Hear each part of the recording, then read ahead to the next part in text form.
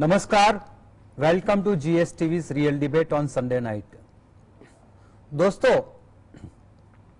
आज का programme I am sorry कि गुजराती में नहीं होगा, ये हिंदी और इंग्लिश में होगा, क्योंकि आज हमारे साथ जो गेस्ट जुड़े हैं वो भारत के अलग अलग विस्तारों से बहुत ही एमिनेंट म्यूजिक डायरेक्टर्स और सिंगर्स जुड़े हैं।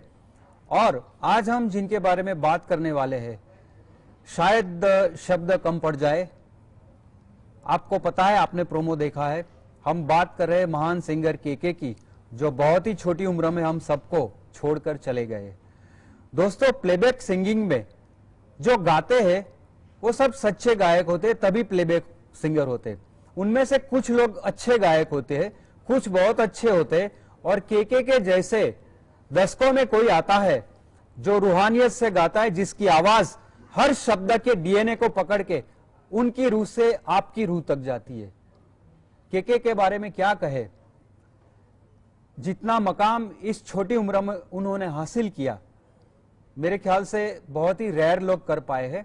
और केके के जाने के बाद कई चैनल्स ने, कई लोगों ने कई प्रोग्राम्स बनाए। हम लोग 15 दिन से ये सोच रहे थे कि इनको ट्रिब्यूट देने का प्रोग्राम किस लेवल का, किस तरह का होना चाहिए कि हम एक अलग एंगल ले सके। तो दोस्तों, हम ये सोच रहे हैं कि एक बहुत ही वर्सेटाइल आदमी, किसी भी फील्ड का क्यों ना हो, करियर के उस हाईएस्ट मकाम पर जब पहुंचता है, तब शायद कभी एक सैचुरेशन ऐसा आता है कि ऊपर जाने की गुंजाइश नहीं होती है और नीचे वो उतरना नहीं चाहता। आपने इस लेवल के परफॉर्मर्स का शायद बाहरी सफोकेशन देखा होगा, उनके अंदर क्या सफोकेशन है वो हम कभी जांच नहीं पाते। केके ने जो मकाम हासिल किया, उसके बाद जो सुना है कि he was a man of no compromise in excellence. हो सकता है कि पिछले 10 साल में कुछ गिरावट आई हो म्यूजिक में, हो सकता है केके उस प्रवाह से जुड़ना ना चाहता हो, हमें कुछ पता नहीं है। बट जिस तरह से केके की आवाज को हमने सुना है, महसूस किया है, ये देख के लगता है कि शायद उस दिन स्टेज पे रात को जो हुआ वो सफोकेशन के अलावा कोई अंदरूनी सफोकेशन अपने आप से भी हो सकता है। और ये हालात हर एक व्यक्ति के जीवन में आता है, जो रिपीटेशन के दोष से भी मैं कह रहा हूं कि वो उस मकाम पे पहुंच के नीचे नहीं उतरना चाहता परफॉर्मेंस में या अपने प्रिंसिपल या उसूलों से। दोस्तों, आज हम बहुत ही फॉर्चुनेट है कि आज हमारे साथ भारत की फिल्म इंडस्ट्री की म्यूजिक फ्रेटर्नी से वो हस्तियां भारत के अलग अलग प्रांत से, अलग अलग शहरों से हाजिर है। रजत ढोलकिया, उनका परिचय देने की जरूरत नहीं है, बहुत ही एमिनेंट म्यूजिक डायरेक्टर, और केके की करियर की शुरुआत से जिन्होंने उनको परखा, गवाया और पूरी यात्रा उन्होंने देखी है। रजत ढोलकिया, आपको पता है, गुजरात के महान संगीतकार और गायक दिलीप ढोलकिया के पुत्र है। वो आज हमसे बंबई से जुड़े हैं।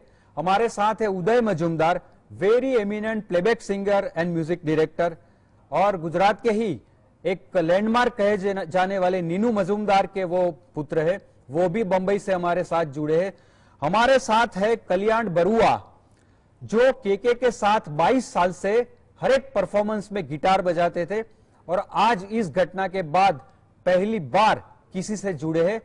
और उनके साथ है आशीष सक्सेना, साउंड रिकॉर्डिस्ट, जिन्होंने केके के most of the songs record किए और केके की बारीकियों को बहुत ही नजदीक से देखा है। आप यकीन रखिए कि हम उन लोगों में से नहीं है कि किसी की भावनाओं को एक्सप्लोर करके उसे ठेस पहुंचे ऐसा कोई सवाल करे। आप दोनों हमारे साथ जुड़े, खाली आप बैठे, वो भी हमारे लिए, केके के लिए सॉलिडारिटी दिखाने के लिए बहुत ही बड़ा उपलक्ष्य है। और हमारे साथ 2 और लोग जुड़ने वाले थे। बंगाल की बहुत ही सक्सेसफुल अपकमिंग सिंगर मधुरा भट्टाचार्य, जिन्होंने बंगाली टेलीविजन और फिल्मों में काफी गाया, हिंदी में भी गा रही है।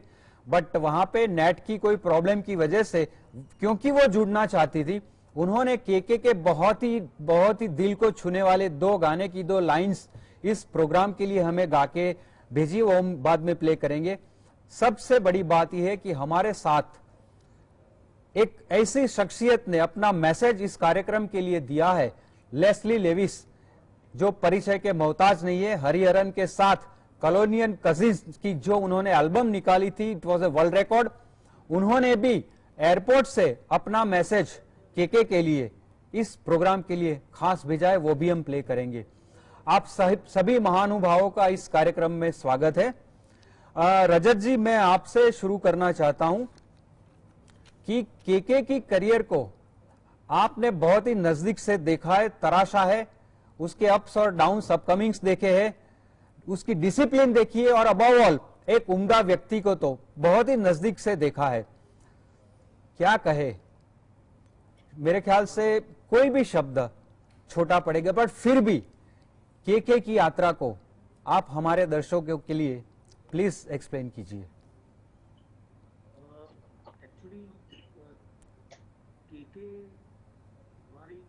रजत जी, एरियर में आप सुन सकते हैं? हेलो। हाँ। केके हमारी खुद की कैरियर में जो उनकी एंट्री हुई, वो अपना एक गजब की एक एंट्री थी। एक एको आ रहा है शायद, somebody क्योंकि मैंने हेडफोन पहना। तो हेलो। हाँ जी, सुनाई दे रही है आपकी आवाज। रजत जी प्लीज बोलिए। तो जब पेप्सी और कोका कोला जो ड्रिंक्स थे वो लॉन्च हुए, एंड इंडिया में सबसे पहले वो दो ड्रिंक डिसअलाउ कर दिए थे, एंड जब परमिशन मिली इंडिया में, तो एक HTA करके बहुत बड़ी एडवर्टाइजिंग एजेंसी है, इन्होंने ये इनका कैंपेन वो पुट फॉरवर्ड किया, एंड एड गुरु प्रहलाद कक्कर जी, इन्होंने ये फिल्म बनाई, एंड ये शाहरुख खान पे शूट की है जी।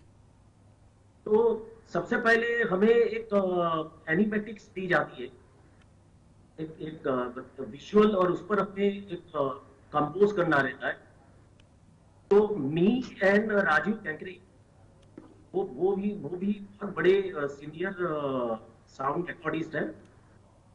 तो हम दोनों ने एक मेलोडी तैयार की, और जब मेलोडी तैयार हुई तो अभी प्रश्न उठा ये कि ये गाएगा कौन, क्योंकि बहुत जोश वाली मेलोडी थी, वेरी कंटेम्पररी मेलोडी थी, इसमें रॉक एलिमेंट इन सब थे। तो मैंने केके के 2-3 ट्रैक सुने थे और इनका डेमो भी सुना। तो देन इसी के हिसाब से केके को फाइंड आउट किया हम लोग। और मैं आपको बताऊं कि केके की जब उनके कांटेक्ट होने के बाद जब स्टूडियो में एंट्री हुई, तो पूरा स्टूडियो पॉजिटिवनेस आ गई। इतने मिलनसार और इतने पॉजिटिव पर्सनालिटी। मेरी सिंगर फर्स्ट टाइम आया है स्टूडियो में, तो थोड़ी नर्वसनेस होती है, थोड़ी ये होती है, नहीं ये हाय हाय गाइस करके, क्योंकि जो पहली जो ग्रीट थी ना, वही एक पॉजिटिवनेस फैला गई, और मुझे लगा कि ये तो ट्रैक हो गया यार, ये तोड़ देगा। एंड ये जो सॉन्ग था पेप्सी का नाम है दिल मांगे मोर, पहला कैंपेन था। एंड जो केके ने गाया है जी, जबरदस्त। एंड इसके बाद I must have done some 100 tracks with KK. And KK की मजा ये है कि जो भी कंपोजिशन जो उनके पास आएगा वो अपना बना लेगा, वो अपना खुद का कंपोजिशन बना लेगा, मीन्स इतनी दिल से गाएगा। और एक बार तो ऐसा हुआ कि एक कंपोजिशन मैंने किया और सीखा मुझसे, और 2 बार वो रिहर्सल करके खुद ठीक किए। फिर बाहर आके बोला कि नहीं मैं ये नहीं गाता हूँ, क्योंकि मेरे को ये अंदर से आई am not feeling from side कि आई सिंग दिस सॉन्ग। फिर ऑन द स्पॉट चेंज करना पड़ा के लिए, गाया क्या गाया, but artist and I was scene from advertising world his progress to amazing height. और ये लेस्ली लुइस की आप जो बात कर रहे हैं, इनका एक एल्बम के लिए गाया, वो तो यार एंथम बन गया। पल, एंड आपको बताऊं लास्ट सॉन्ग पल ही गाया था। एंड मैं आप वीडियो देखते तो सब जो मुंबई की लाइट से जैसे 1000 ये जल रहे हैं, ऐसा एक एटमॉस्फेयर। और इस तरह से he has dedicated himself up to last breath to the live show. So sad that he is not there with us. We couldn't believe जब उसकी बॉडी जब उसके घर से पास हो रही थी और गेट से बाहर निकली, तो मैं बिलीव नहीं कर पा रहा था कि यार केके इज नो मोर।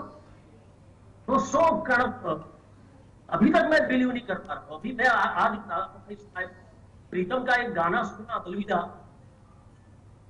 बस इसने क्या इंटेंसिटी से वो गाना गाया, इतने अद्भुत गाने गाए हैं। और ये आज हमें वो तो यार बिलीव ही नहीं कर पाए। सो पॉजिटिव पर्सनालिटी, लाइफ मायूस ही नहीं देखी है मैंने। उनके जो सैड सॉन्ग भी है, जो ग्रेस लाते थे sad song, and so positive personality and my closest friend. And एक बार मैं सत्ता ग्रुप में रहता हूँ तो मुझे और उसने बताया है कि मैं हो रहा हूँ, एंड फिर तो आता ही गया। पल तो उसका स्काई का रॉकेट हाई प्रोग्रेस की। एंड क्या लॉकडाउन एंड वो सब हुआ, बाकी KK is a very unique, he is unbelievable unique. So this is my expression to you, and I am missing him very much. जी और भी बात करेंगे। We understand, we follow and we kind of relate to the pain you are going through, because we all are KK fans and amazing personality, amazing singer। दोस्तों कोलकाता से बहुत ही upcoming versatile singer मधुरा भट्टाचार्य ने केके का जो गाना है बीते लम्हे हमें जब भी याद आते हैं, उसका 2 लाइन गा के हमारे लिए भेजा है। मैं हमारी टीम से कहूंगा कि वो यहाँ प्ले करे, प्लीज। चंद लम्हात के वास्ते ही सही मुस्कुरा कर मिली थी मुझे जिंदगी। चंद लम्हात के वास्ते ही सही मुस्कुरा कर मिली थी मुझे जिंदगी। तेरी आगोश में दिन थे मेरे कटे, तेरी बाहों में थी मेरी रातें कटी। हाँ, आज भी जब वो पल मुझको याद आते हैं, दिल से सारे गमों को भुला जाते हैं। दर्द में भी लब मुस्कुरा जाते हैं, बीते लम्हे हमें जब भी याद आते हैं। दर्द में भी लब मुस्कुरा जाते हैं, बीते लम्हे हमें जब भी याद आते हैं। श्री मधुरा, बहुत ही सुंदर सिंगिंग, ग्रेट ट्रिब्यूट दिल से। Kalyan ji, we know you were there with KK on that night performing live. Yes. We will not ask you anything unlike other channels, because it is to fill, it is to go with the flow. Right. If you are comfortable to say something about KK, because you have performed with KK for almost 2.5 decades everywhere, in every recording, in every live show, and you are one of the finest ever guitarists India ever saw. We will not by our conscience praise you, sir. If you feel like saying, what matters most to us is that for the first time after that sad night, you are on a channel. Sir, if you want to say something, please. I mean, there are no words to describe his personality, the person he was, you know. And me, like rest of the band, we are so fortunate that we have worked so closely with him for so many years. Like, I know him since 91. We've been friends, and then we became colleagues, and we became artists and band and so on. But I mean, what do I describe him? I mean, he was one of my, the most closest friend. I've spent more time with him than my family members. Like, we played together for 24 years, and you know, I worked with him. I was fortunate enough to produce lots of his hit songs like Kya Mujhe and Labo Ko, Dil Bar, so many songs I produced. He was a man of such humbleness. He was the epitome of humbleness. I mean, I've never seen anybody that is so down to earth, so humble, who never let any like fame get into him. He never changed. From the day one, the man I knew as KK, till the last day, he always remained the same. I mean, he never changed. Same, all the status, all the, you know, all the adulation by people, never changed him. Never made him like act in a different way. He never ran up the fame. He used to always say, why should I talk about the song when I sang for it, you know? I sang a song, it's more than what I can say. I don't want to go, and he never went for any parties, he never did anything, you know, he let his work speak, his song do the job for him. I mean, that was him, and that was my friend, our friend, and I have no words. I mean, I'm at a loss to say this endless amount of memories and time spent together, traveling all over the world, writing music, playing music together, and I mean, it was the most beautiful journey of my life, which is ended on 31st May. I have no words, and I just feel like a part of me has gone. I mean, I've spent my entire, like 90% of my musical career so far I've spent with him. So I'm totally speechless. But I mean, the human being was, the kind of man he was, you know, what is humanity, what is being humble, what is being loyal to your fans, what is being, you know, fulfilling your professional commitment. There's no other person than him. I do not know any person who can ever be like him. That's all I can say. Ji, Kalyan ji, we understand what you are going through. I have no words. Yeah. या कभी आगे जाके कुछ और आपकी tributes live में सुनेंगे, but as of now no more words are required, because when it is to fill, when it is to spread. दोस्तों, एक बहुत ही जी, या please.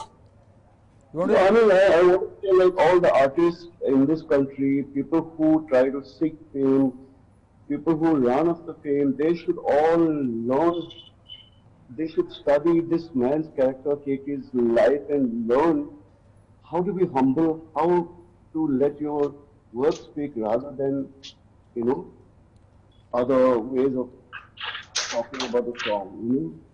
I mean, I've never seen anybody so down to earth and humble and, at the same time professionally committed. And he was the kind of person who would go to a studio, he would listen to the song, and he would say, "This is not good. This song is not good. The song is good in my voice. Why didn't you get somebody else? Tell someone else to sing the song." I mean, and he would ask the composers, director, like, let someone else call him because this is the right song for him, not for me. And he will come out. And he will go to a studio, the most unassuming way, most humble way. If he's sitting in the room, even in the airport, people have to come and ask us, like, where is KK? Who's KK? But he's sitting right next to us. But nobody would know him. And he liked it that way. He liked it low profile, keep low profile, but do great work. So that's all he did till the time, until the 31st night. जी Kalyan ji, very well express, straight from the soul. दोस्तों, एक बहुत ही महान संगीत निर्देशक और गायक Leslie Levi's ने बहुत ही बिजी होने के बावजूद हमारे प्रोग्राम के लिए एयरपोर्ट से वो बाहर जा रहे हैं, रिकॉर्ड करके एक मैसेज भेजा है, वो हम सुनते हैं। Hey guys, I'm sorry I can't be with you today because I'm at the airport. It's early in the morning, but it's a sad time for all of us. I totally miss KK. I mean, I saw him as a fab talent and I believed in him then. I think the whole world believed in him after that. But more importantly, I think KK believed in himself and that's why he became KK. So, God bless. And all of you guys stay rocking. Thank you so much, Leslie Levis ji, for sending this heartfelt message for our show, and I'm sure our viewers must have felt it too. उदय भाई, आपने केके की career को काफी नजदीक से देखा है। एक सिंगर की बारीकी जो होती है, आप खुद सिखाते हैं, आपने उसको तराशा है, देखा है। आपके लिए सवाल ये है कि केके की जो रेंज थी, जो जॉनर उसने एक्सप्लोर किए, सभी में उन्होंने बहुत बड़ी सफलता पाई, and he sang everything with so much of ease and kind of as I would say again, heart to heart. Please describe KK as a singer and his range. और एक सवाल आपसे मैं ऐड करूंगा बाद में कि जब एक बहुत ही ऊंचे मकाम पर पहुंच के जब लगता है कि मैं इस स्लॉट में नहीं जा सकता, मैं टिके रहने के लिए कॉम्प्रोमाइज नहीं कर सकता, तब वो जो हालात मन में और कंसाइंस में जो शुरू होते हैं, उसके बारे में भी बताइए। आपका सवाल बहुत, उसका व्याप बहुत बड़ा है, मतलब the expanse. Anyway, thank you for having me in this show. But this, the way we have lost this artist is one of the most shocking things, and I would, I mean, I do feel sad about the whole thing. But anyway, the fact of the matter is कि पहला सवाल था कि केके की rise कैसे? You know, I have heard a lot of his songs, and I mean, मेरी closeness जो थी, मतलब जुकू जैसे रजत ढोलकिया की, तो उनसे भी कई केके के बारे में हमने बातें सुनी है। तो एक जो गाना होता है ना, उसमें मेरे माताजी कमुदी मुंशी, पिताजी नीनू मजुमदार, ये लोग भी हमेशा कहते थे, मैं भी कहता हूँ कि एक कहन होना चाहिए। मतलब music is for communicating ultimately. तो वो जो गाते थे वो डायरेक्ट कम्युनिकेट होता था। हमारे यहाँ पहले भी ऐसे कलाकार थे। KK was an era by itself कि वो जो भी गाते थे वो डायरेक्ट लोगों को दिल को छूता था। दैट इज कहन, मतलब he communicated through song. And Kalyanji said a very good thing about it कि वो गाने के बारे में नहीं बोलते थे, बोला मैंने गाया, उसने सब कह दिया। कितनी अच्छी बात है। और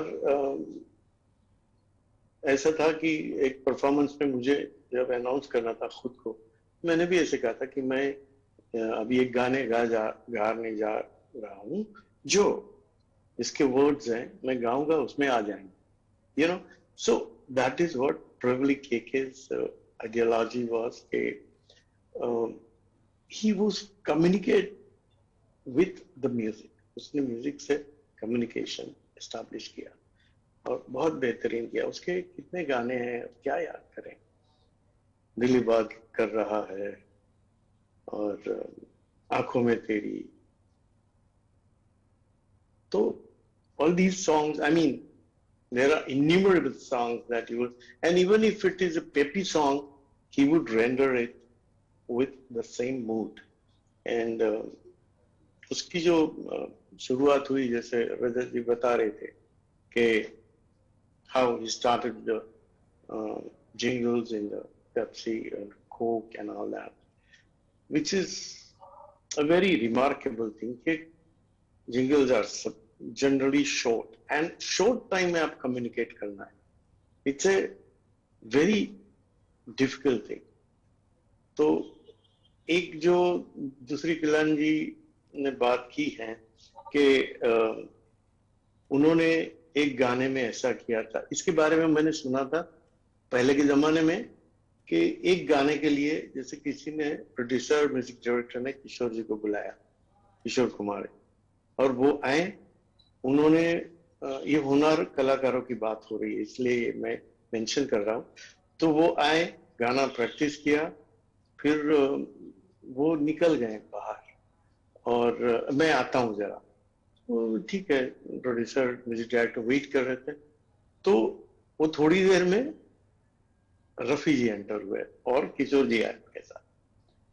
और किशोर जी ने बहुत मतलब होनहार तरीके से बताया कि ये गाना रफी जी गाएंगे, मैं नहीं गा सकता, ये मैं नहीं गाऊंगा. ये भी क्वालिटी जो हमारे पुराने सिंगरों में थी, जो होनहार होने की, वो केके में भी हुआ करती थी. अभी अभी कल्याण जी भाई ने वो भी मेंशन किया. जी उदय भाई, ये बहुत बेहतरीन. उदय भाई, हम केके के बारे में और भी आपसे काफी बात जानेंगे. आशीष जी, आपसे काफी कुछ बात करना है क्योंकि आपने उनके सारे गाने, बहुत ही बढ़िया गाने रिकॉर्ड किए. एक छोटा सा ब्रेक लेते हैं, कहीं मत जाना दर्शकों, हम आते हैं सिर्फ चंद मिनट्स. इस कार्यक्रम में आपका पुनः स्वागत है. आशीष जी, आपसे मेरा सवाल है कि sound record is the one who seize the intricacies of a performer from the close quarter like no other. You have seen him for the last 25 years. On that sad night you were there also, that we won't ask you. But KK as a singer, as an improviser, as a perfectionist, and above all as a man of discipline and the utmost punctuality with no vices at all, you have witnessed every moment in your life of KK.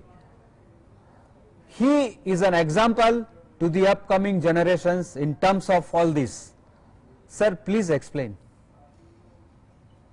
Yes sir, मैं actually KK को काफी time से जानता था.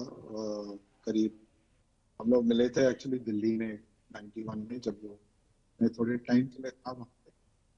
And जो studio में मैं था वहाँ पे केके आके ऐसे जिंगल्स. फिर बॉम्बे आए तो फिर भी आके वो भी शिफ्ट हुए. फिर यहाँ पे हम लोग मिले. And I had the good fortune to record his album Pal, in which Kalyan was also there. Rinku and Carl Peters, Kurt Peters. KK was actually, I mean, literally I have no words, a phenomenal singer. And मैं ये बोल सकता हूँ इतने sincere artist है कि of course punctuality तो बिल्कुल भी भरी हुई थी उनके अंदर. मतलब जो टाइम दिया है वो टाइम पे पहुंचना जरूरी है. और उनकी एक खासियत थी कि अगर गाना समझ के अगर वो माइक के पीछे जाएं और उन्हें लगे कि अच्छा ये फील आज मैं फुल 110% मैं डिलीवर नहीं कर पा रहा हूँ, तो वो एक्चुअली म्यूजिक डायरेक्टर को अपोलोजाइज करते थे और बोलते थे कि मेरे को वापस मैं वापस आता हूँ, मैं गाना लेके जाता हूँ, उसको प्रॉपर्ली मैं सीखता हूँ और मैं फिर आके वापस उसको रेड करता हूँ। तो ये उनके अंदर ये बहुत ही सिंसियरिटी और बहुत जबरदस्त खासियत थी कि वो he did not want to just sing it for the sake of singing, you know. उनको फुल फील और फुल मतलब और एवरीथिंग के साथ उनको वो गाना डिलीवर करना चाहते थे। तो always used to be very very sincere singing.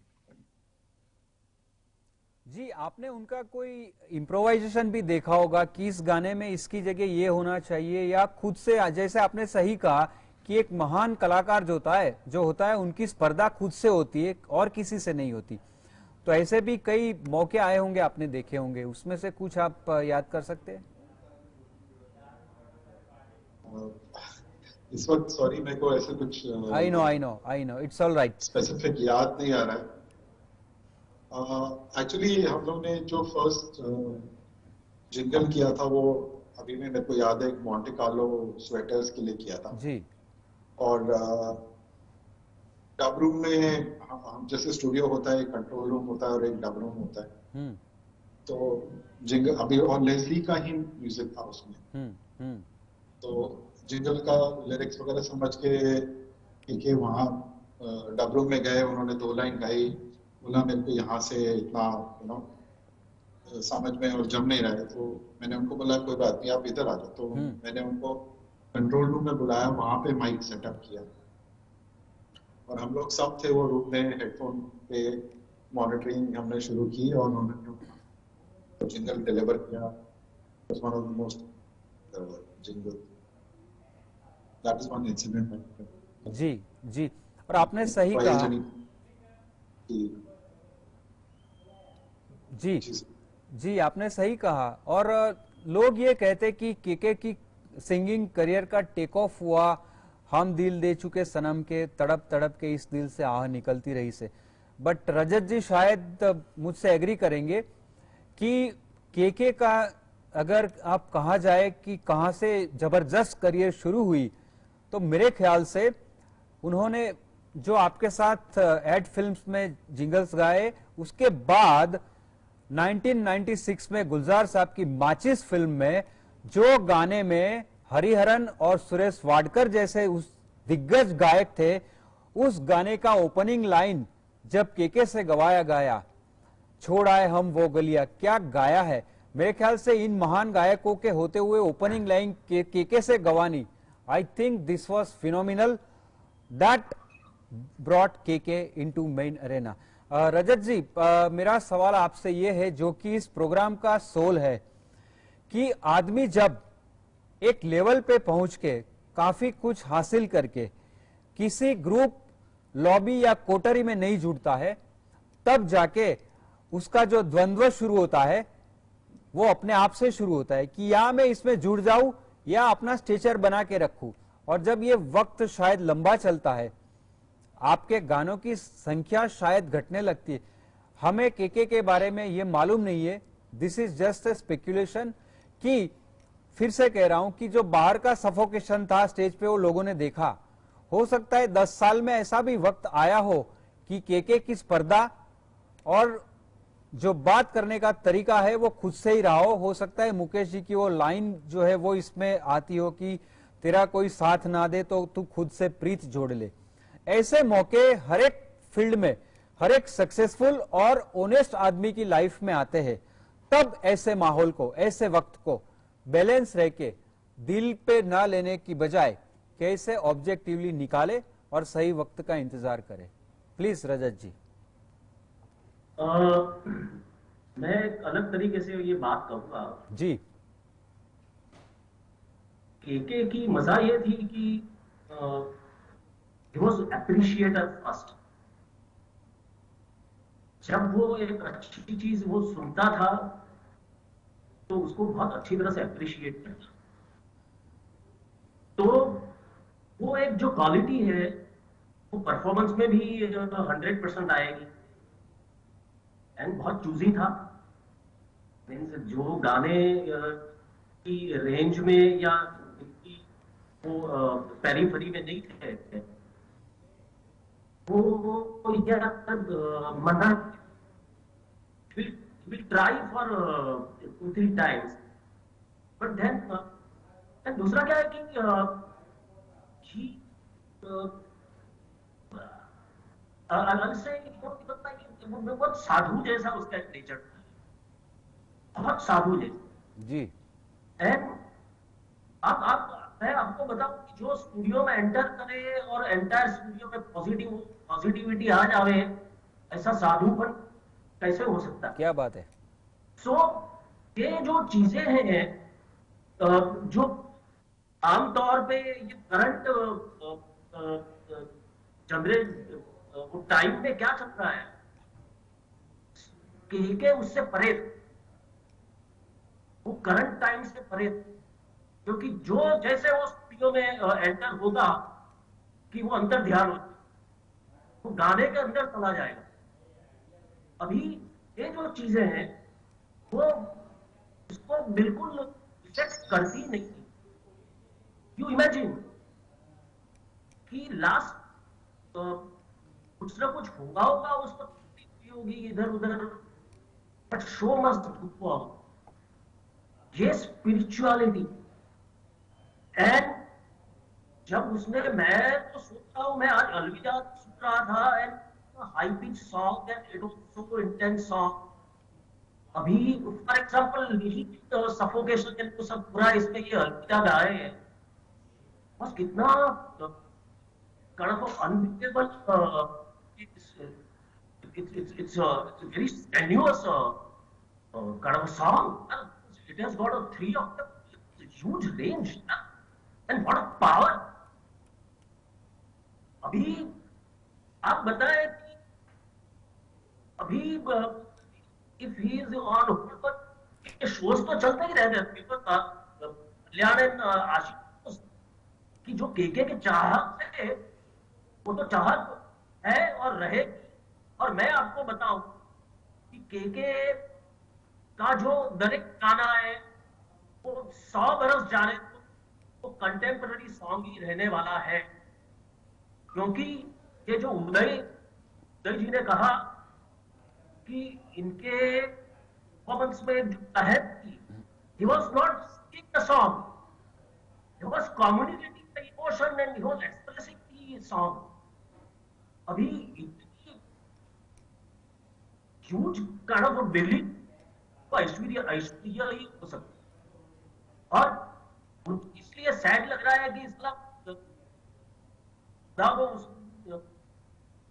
उसको बुला लिया है, पर वाले इन्हें बुला ही जो है, it's kind of it's so selfish from outside यार, कि हमसे केके छीन लिया यार। It is so wrong and such a kind of a pious, such a kind of a pious. जी रजत जी। कल्याण जी, जैसे कि the way Ashish ji explained about the salient characteristics of this great man KK, especially in live recordings, you must have also seen certain instances while performing live with him. KK was a live wire on the stage anywhere, and despite singing for hours, he never compromised on his flow. So would you like to say something that should be taken from KK's life for the newer generations to be learnt? I mean, we've gone through so many different experiences in the sense, like sometimes we have had bad hotels or bad accommodation. Sometimes he's running fever, 101, 102 fever, he's not feeling well. And he used to always come and talk to us and say, like, I'll sing 1-2 songs, I'll be okay. You know? Because he used to draw the energy from people, the audience. Once he's singing, he's on stage, KK has transformed himself into a completely different personality, complete like a fireball, like a complete, he used to get his energy all from the audience, the way they would to react to him, and that's what would make him go. I mean, he would never ever shy away singing, even if it's like he's not feeling well or he's like running fever, but because performance, singing for life, the audience, that is to make him feel like a, he used to be so shy, so low profile off stage, but once he gets on stage, he's transformed into himself into a different energy altogether. He's a different man. I mean, he's constantly running. He's trying to give his best. He'd never ever shy away. Even the recording sessions, like recording sessions, like he's doing it until he's happy about it. He's never giving it away and never, thinking, that I'll just sing anything and get away from it. He would make sure he gives it 100%, then he would be, walking away from the recording session. And one more thing I want to add, like a lot of people have been like questioning me like last 5 years. I used to get this key, why he is not singing so many songs lately. A lot of people used to ask. So in answer to that, I just want to say like he's been singing songs since like 91, 92, 19, 4. We recorded the album in 98, 99. All the ad films and commercials. He's been singing, but the thing is like he was never insecure about his position. He never thought, oh, if I don't sing this song, I don't get a call. He would only choose the right song that is suitable for him, and he would make sure he does justice. So that is why you see him like, sing so many songs over such a long period of time. It's not like, he sang each and every, song came to him. I mean, you would be surprised like 99% of the time his phone is only switched off. People would call me, people would call Ashish to get in touch with him or his manager Hitesh. And they would call or ask, why can't we get in touch with Hitesh? Kiki. I mean, he was not at all insecure. If I don't sing this song or if I don't keep in touch with people, people will not call me. Because he was so confident and sure of himself. That's why he always chosen the right song and he gave his best. That's why, we have such songs that, came along with him. जी Kalyan ji, very well said, very well express. Uday भाई, आप break के पहले जो बात कर रहे थे उसी को आगे बढ़ाते हैं. और जब एक लेवल पे पहुंच के आपको एक्सीलेंस के साथ कॉम्प्रोमाइज नहीं करना है, एक कोटरी में नहीं जुड़ना है, और हो सकता है कि आपकी लाइन छोटी करने की कोशिश भी हो रही हो, ऐसे माहौल में अपने उसूलों को इंटेक्ट रख के अपने आप से बात करके कैसे रिचार्ज रहना चाहिए किसी भी फील्ड में किसी को?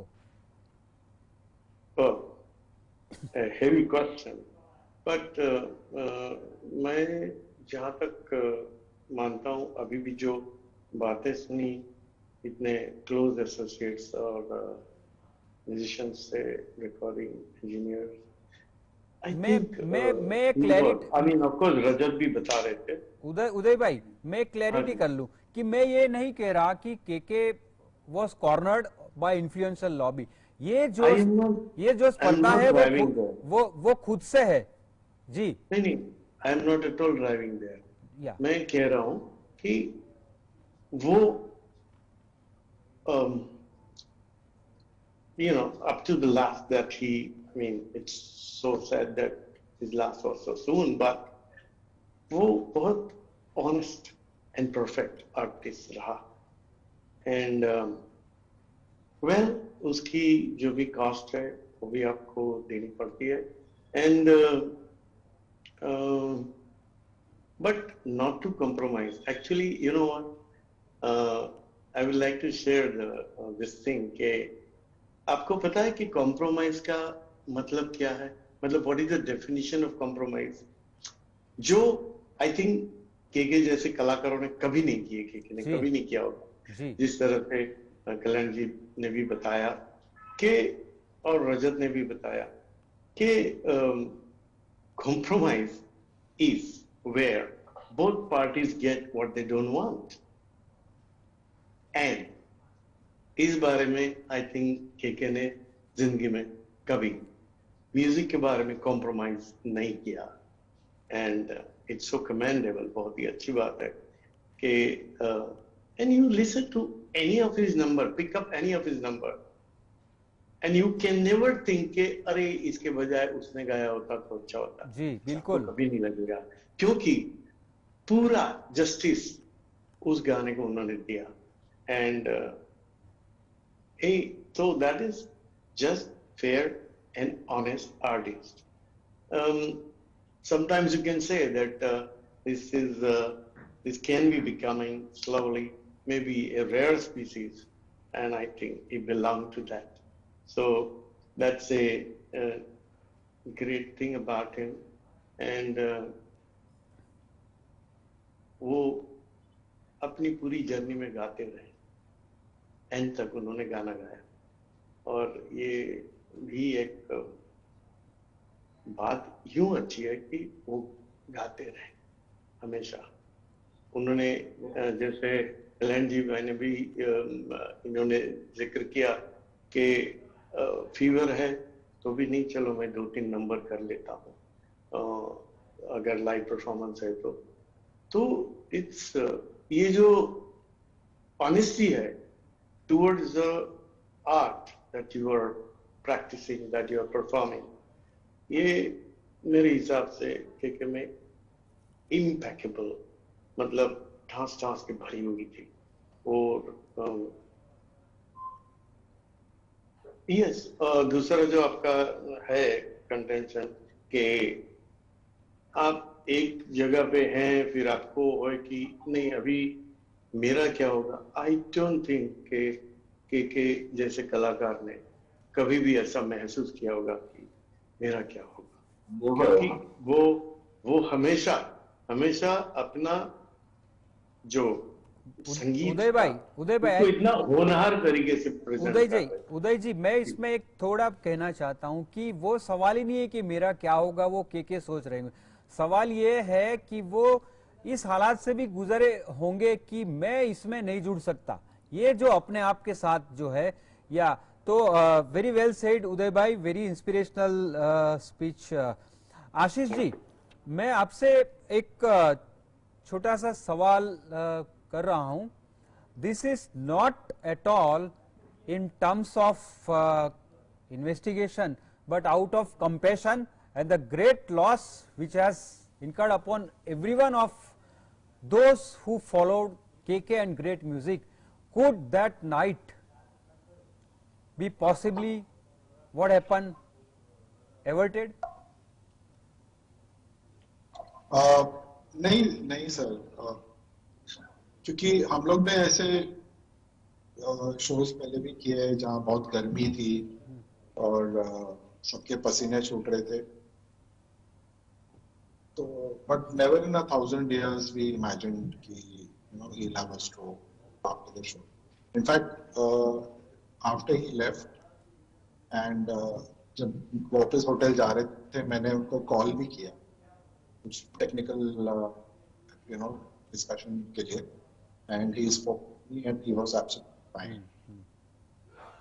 तो ऐसा मैं डेफिनेटली मैं ये सकता हूँ कि वहाँ बहुत ज्यादा गर्मी थी, बहुत ज्यादा लोग, बहुत लोग की सबकी हालत, मतलब नॉट जस्ट हिम, सबकी हालत खराब थी, पसीने छूट रहे थे। But I never in 1,000 years I imagine, and I will tell you one thing sir कि वो केके अपनी बॉडी का बहुत ख्याल रखते थे एक्चुअली, काफी वो अपने बॉडी के ट्यून में थे, 2-2 महीना में छोड़ देते थे कि नहीं अच्छा अभी मैं सिर्फ वेज करता, योगा और काफी अपनी बॉडी का देखभाल वो करते। और हम लोग तो आउट ऑफ शेप हैं, तो हम लोग जैसे कुछ एक्सरसाइज क्या करें, सो ऐसा मैं हम लोग ऐसा सोच भी नहीं कुछ, मतलब हम लोग को नहीं आया ऐसा कुछ होएगा। जी आशीष जी, सिचुएशन मतलब जी क्या nothing not think like that. जी क्या कहे इनके बारे में। We in fact lost a great soul. दोस्तों, जैसे कि प्रोग्राम की शुरुआत में मैंने कहा था कि मधुरा भट्टाचार्य ने कोलकाता से 2 गाने केके के बहुत ही हिट हमारे लिए भेजे हैं। एक तो आपने सुना, और केके जो कसक का आदमी था, कसक की आवाज काफी कम लोगों ने पाई है, वो एक गाना मधुरा ने हमारे लिए भेजा है, वो सुनते हैं कार्यक्रम के अंत में, फिर बात करते हैं। प्लीज। अगर मिले खुदा तो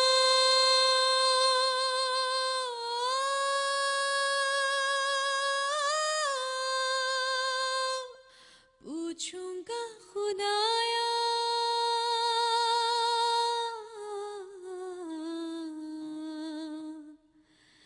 जिस्म मुझे दे के मिट्टी का शीशे सा दिल क्यों बनाया, और उस पे दिया फितरत के वो करता है मोहब्बत, वाह रे वाह तेरी कुदरत। सिसक सिसक के इस दिल से आह निकलती रही, मुझको सजा दी प्यार की, ऐसा क्या गुनाह किया तो लुट गए, हाँ लुट गए, तो लुट गए हम तेरी मोहब्बत में।